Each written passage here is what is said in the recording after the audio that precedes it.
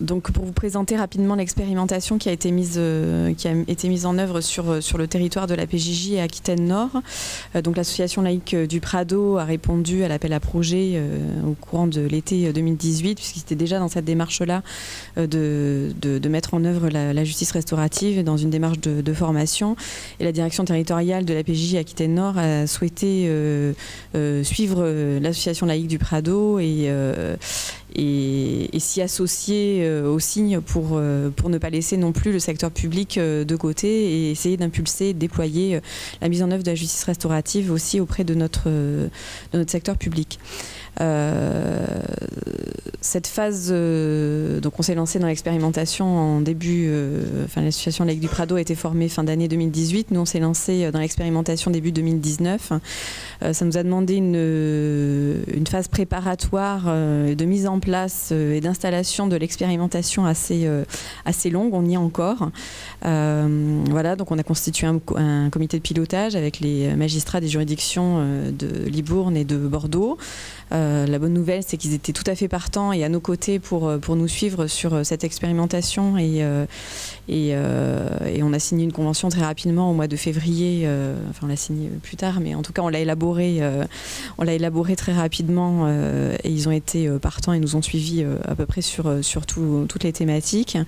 Le projet en lui-même, je laisserai les collègues le développer davantage, concerne spécifiquement les auteurs et les victimes d'infractions à caractère sexuel. C'est un choix qui avait été fait, qui est un peu à la marge des autres projets, des expérimentations, puisque beaucoup d'autres expérimentations ont mis de côté de ce public-là. Voilà, dans la phase de mise en place aussi, il a fallu qu'on fasse le tour de l'ensemble des unités des services de milieu ouvert du secteur public de la PJJ pour présenter le projet, sensibiliser les professionnels à la justice restaurative, les informer. Voilà, on se rend compte aujourd'hui, donc on a fait ça au printemps, on se rend compte aujourd'hui qu'il faudrait faire une deuxième phase, un deuxième tour des unités pour venir sur des questions beaucoup plus pratico-pratiques aujourd'hui. Donc on a fait le tour des unités de milieu ouvert, mais aussi des établissements d'hébergement et du service d'insertion aussi qui peuvent orienter et qui peuvent avoir toute leur place dans la promotion de la justice restaurative auprès de notre public. Parallèlement, on a quelques professionnels du secteur public qui sont partis en formation.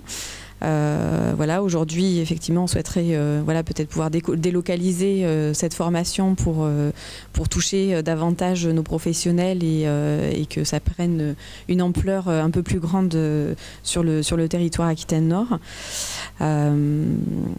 Et puis, on a constitué un groupe projet avec des représentants de chacune des unités, donc y compris des professionnels qui n'étaient pas formés et qui ne sont toujours pas formés à la justice restaurative, mais en tout cas qui étaient intéressés par ces thématiques-là. L'idée étant de construire pas à pas, de manière très basique et très simple, de pouvoir aborder l'ensemble des questions qui se posent dans la mise en œuvre de ces démarches-là et du processus restauratif. On a pu travailler des outils, une fiche navette avec la juridiction pour laisser la possibilité aux magistrats de s'opposer. Voilà. On a utilisé la plaquette proposée par le ministère de la Justice, mais qu'on a réadaptée pour notre public mineur et qu'on va encore réadapter. Enfin, on est sans cesse en construction et reconstruction c'est le cadre expérimental qui nous permet tout ça aussi. Et voilà, ça nous a permis aussi, ce groupe projet, d'avancer sur les questions spécifiques à notre public, l'autorité parentale, comment on informe, quand on informe les parents, à quel stade, avant, en même temps que le mineur, après, une fois qu'on a recueilli l'accord du mineur. Voilà, on travaille aussi, il va falloir qu'on travaille d'ailleurs sur les articulations entre les services, parce qu'aujourd'hui la PJJ n'a pas, en tout cas le secteur public n'a pas orienté de mesures sur le service du Prado qui mettra en œuvre, mais effectivement ça va nous demander un gros travail sur ces articulations-là. Voilà. Ensuite, il a fallu qu'on fasse aussi le tour de nos partenaires, on y est encore, puisque bon, voilà, on a un certain nombre de partenaires qui travaillent aussi avec le même type de public, qui travaillent aussi avec ce dispositif de justice restaurative. Et bon, l'idée, c'est qu'on ne se marche pas sur les pieds les uns des autres, et puis qu'on ait connaissance des dispositifs mis en place un peu partout pour aller dans le même sens. Voilà. Où on en est aujourd'hui. Donc vous avez compris, on est aux prémices du développement de cette expérimentation, en tout cas pour le secteur public. On est un peu plus avancé, on est un peu en décalage, mais on suit. on se raccroche à l'association laïque du Prado pour suivre cette expérimentation. Donc voilà, on a le souhait de développer l'accès à la formation pour les professionnels. On a aussi le souhait de communiquer, de sensibiliser davantage l'ensemble des professionnels du secteur public. Donc vous en avez parlé tout à l'heure, mais effectivement l'organisation de journées de sensibilisation des professionnels, alors par le biais de médias aussi, de théâtre. Enfin voilà, on réfléchit à tout ça au niveau du groupe projet pour essayer de donner une autre ampleur à ce dispositif-là, puisqu'on est convaincu effectivement de sa nécessité. Voilà. Bonjour, je vais brièvement vous exposer le projet donc du service réparation pénale associé au service d'aide aux victimes du Prado et de la PJJ. Bien sûr. Alors d'une part, vous expliquez peut-être un peu le choix de l'infraction que nous avons retenue, à savoir les infractions à caractère sexuel, puisque nous avions noté en 2017 et 2018 une augmentation des mesures de réparation pour cette typologie d'infraction. Parallèlement, je suis aussi responsable d'un service administrateur ad hoc, dans lequel nous accompagnons majoritairement des victimes d'agressions sexuelles, voire de viol. Et donc, je me suis aperçue, dans le cadre de ces accompagnements aussi, que les victimes comme les auteurs ne se suffisaient pas du procès pénal et que des frustrations de part et d'autre pouvaient apparaître. Voilà pourquoi on a orienté notre choix d'expérimentation sur cette infraction. Hormis les études qui avaient été faites aussi au niveau national, à savoir une augmentation des violences sexuelles par des mineurs à l'encontre d'autres mineurs. Voilà. Tous ces éléments ont motivé notre choix.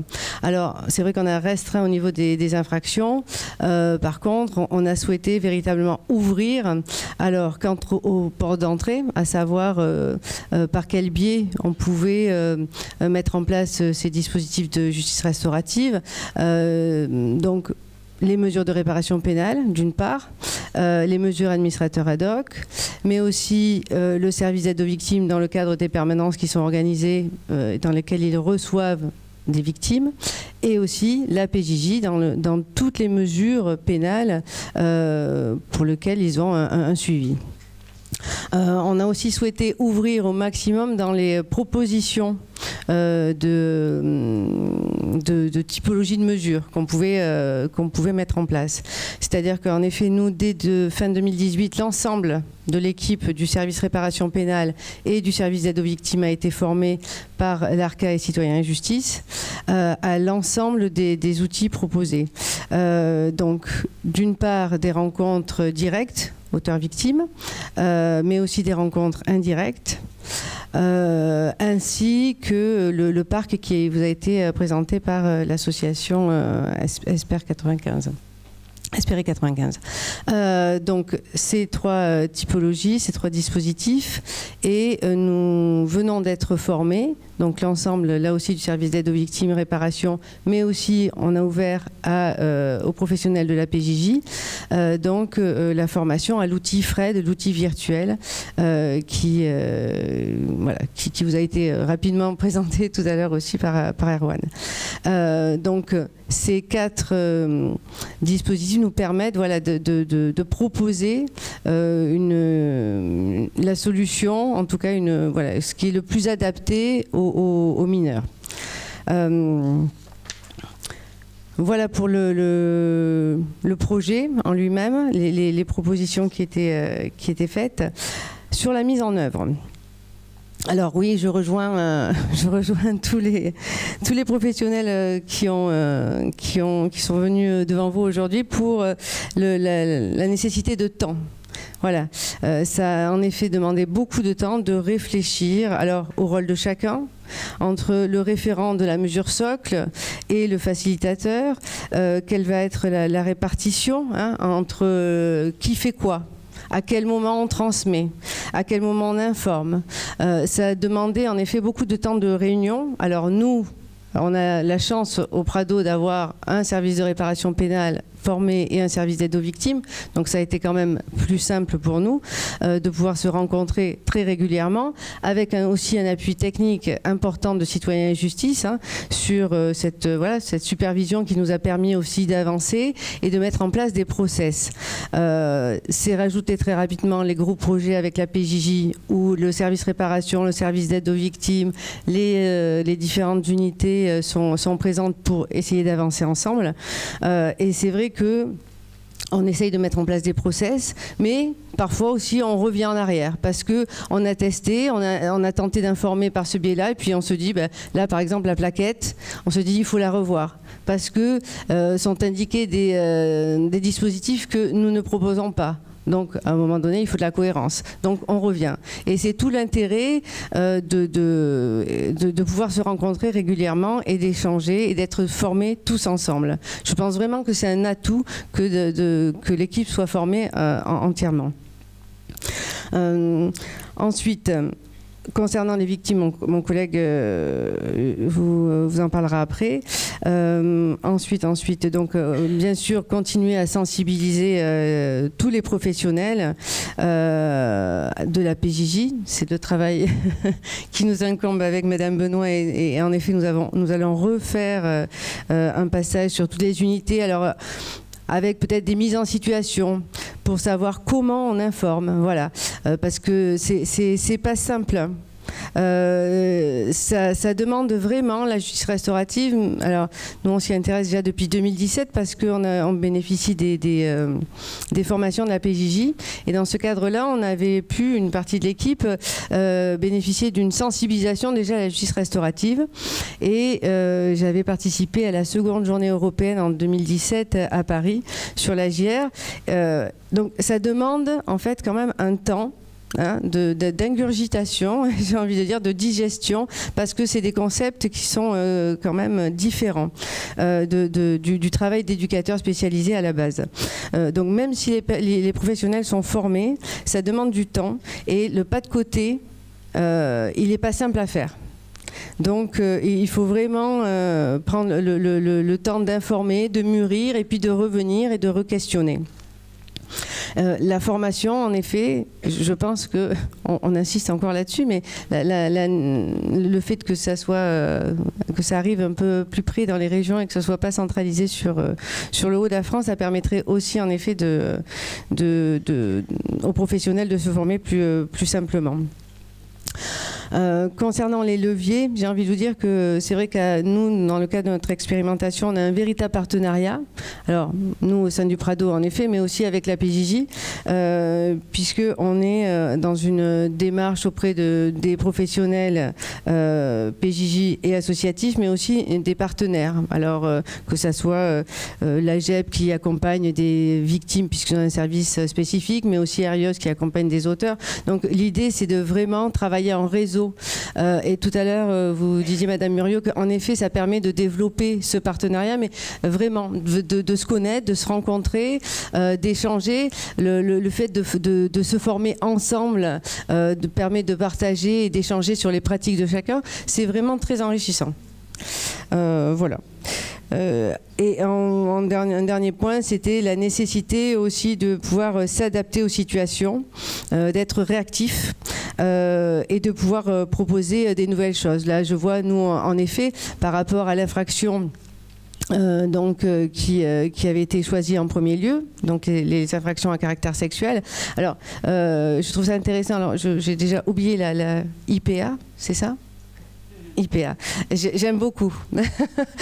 J'aime beaucoup parce que je trouve ça, du moins, c'était aussi ce qui avait motivé le choix de cette infraction, c'était à savoir, en effet, plus c'est grave, plus il y a d'impact, et plus en effet la justice restaurative a son sens. Voilà. Et je reste vraiment persuadée de ça.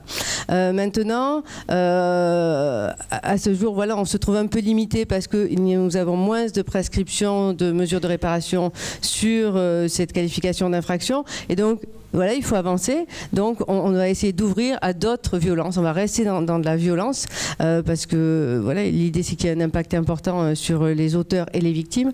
Mais voilà, on va ouvrir et on va s'adapter et être réactif pour continuer au mieux l'expérimentation.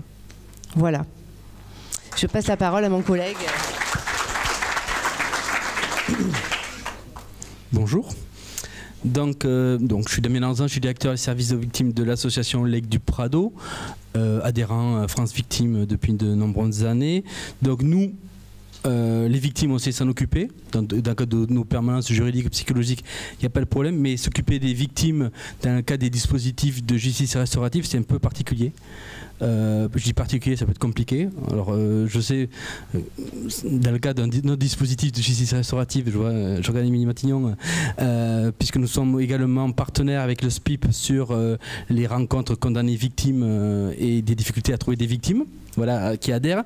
Et c'est également pour des côtés mineurs avec la PJJ et l'autre service du Prado, on s'aperçoit que toutes les victimes ne sont pas informées. Alors ça, c'est quelque chose qui a été dit sur la communication, qui est important, parce que nous, quand on leur demande est-ce que vous connaissez la justice restaurative, peu de personnes savent ce que c'est. Quel serait leur intérêt de rentrer dans ce dispositif. Donc c'est pour ça que c'est un petit peu particulier. Donc nous sommes rentrés rapidement dans ce dispositif à la demande de la PJJ, également du service réparation de l'LP, notamment par l'intérêt de ce dispositif et par l'envie associative. Nous avons répondu. Donc nous, comme je vous ai expliqué, nous nous occupons des victimes. Donc il faut récupérer les victimes, s'approprier ces victimes. Donc les portes d'entrée sont essentiellement le service réparation, le service PJJ qui peut nous orienter quand on sera à fond dans ce dispositif. Le service réparation, également, ça peut être nos propres victimes. Alors les parents des victimes qu'on reçoit ou les victimes directement, mais également par le biais du parquet. Le parquet de Bordeaux peut être un destinataire à travers des dossiers de classement sans suite, sous condition, des notifications. Voilà, donc tout ça sachant qu'on a l'accord presque depuis le début par la représentante du parquet mineur du tribunal de grande instance de Bordeaux, que lorsqu'on contacte les victimes, on leur informe que c'est par leur biais qu'on a eu leurs coordonnées. Parce que les coordonnées, ça peut être compliqué de les obtenir, on ne les a pas toujours dans les procédures, donc voilà, on a l'accord, c'est plus facile pour contacter. Les contacter, bon, la plupart du temps, c'est des mineurs que nous avons. Donc, la question, c'est les parents, pas les parents. Bien sûr, on passe automatiquement par les parents premiers pour avoir l'accord. Alors, présenter le dispositif, d'accord. Après, qui nous donnent les coordonnées des enfants, qu'on puisse les contacter par téléphone pour leur proposer un rendez-vous.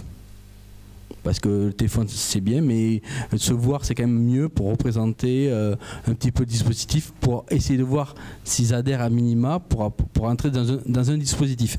Là on ne s'est pas fermé sur les dispositifs comme disait Mme Gaïté, on leur propose tous les dispositifs, on verra qu'est-ce qui peut être le plus approprié pour eux. Donc ça c'est le côté magique. Ouais, parce que les contacter c'est compliqué. On s'est aperçu qu'on a quand même régulièrement des refus. Autant par la plupart du temps c'est les parents qui bloquent. Voilà. Après je vais dire quelque chose qui peut fâcher, mais je peux comprendre aussi.